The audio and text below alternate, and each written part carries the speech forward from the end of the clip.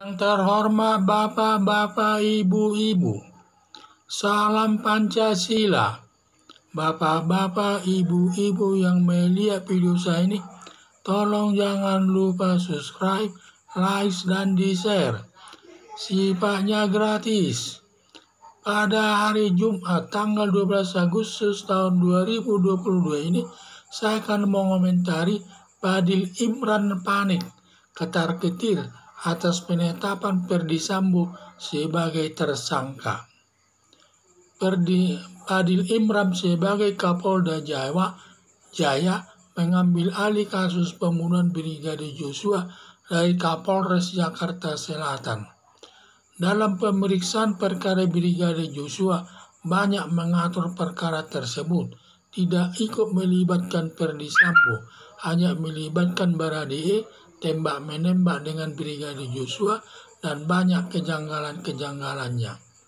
Setelah Fadil Imran selesai memberkasnya, Fadil Imran mendatangi Ferdy Sambo di kantornya, langsung peluk-pelukan sambil Ferdy Sambo menepuk-nepuk punggung Ferdy Sambo. Setelah Baradae ditetapkan sebagai tersangka, langsung Bareskrim mencari pengacara Silitonga untuk mendampingi Baradae. Dan tidak lama pengacara Silitonga menarik diri sebagai pembela Baradae.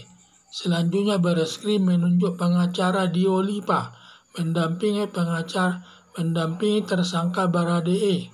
Langsung tersangka Baradae berubah keterangannya yang mengaku yang melakukan penembakan Brigadir Joshua dirinya sendiri selaku tersangka Baradae atas perintah Ferdy Sambo.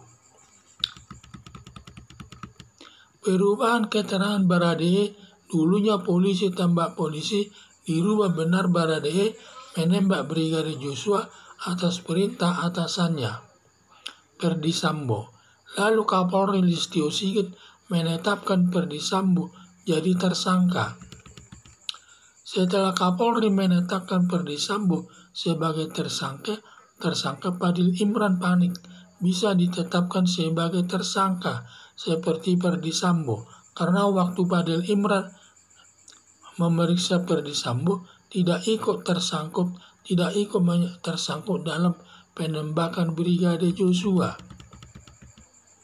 Harapan saya, Fadil Imran seharusnya ikut sebagai tersangka karena dengan sadar merubah kasus posisi dari polisi tembak polisi yang tidak melibatkan Ferdy Sambo terhadap penembakan Brigadir Joshua menjadi penembakan secara sepihak yang dilakukan tersangka Baradae kepada Brigadir Joshua atas perintah Ferdy Sambo tersebut. Jadi itulah adanya perubahan tersebut sehingga ketar-ketir Fadil Imran ini. Jadi Fadil Imran sebagai Kapolda Jaya mengambil alih kasus pembunuhan Brigadir Joshua dari Kapolres Jakarta Selatan. Dalam pemeriksaan perkara Brigadir Joshua, banyak mengatur perkara tersebut tidak ikut melibatkan Ferdy Sambo, hanya melibatkan Baradae tembak-menembak dengan Brigadir Joshua dan banyak kejanggalannya. Sedangkan Brigadir Joshua tidak diikutkan sebagai tersangka pun tidak ikut. Jadi sepertinya tidak ada peranannya dalam perkara tersebut. Itulah hasil bantuan yang diberikan Kapolda Fadil Imran tersebut, Kapolda Jaya. Setelah Fadil Imran selesai memberkasnya, Fadil Imran mendatangi Ferdy Sambo di kantornya, langsung peluk-pelukan sambil Ferdy Sambo menepuk punggung Ferdy Sambo. Setelah Baradae ditetapkan sebagai tersangka, langsung Bareskrim mencari pengacara Silitonga untuk mendampingi Baradae, dan tidak lama pengacara Silitonga menarik diri sebagai pembela Baradae. Selanjutnya Bareskrim menunjuk pengacara Diolipa mendampingi tersangka Baradae.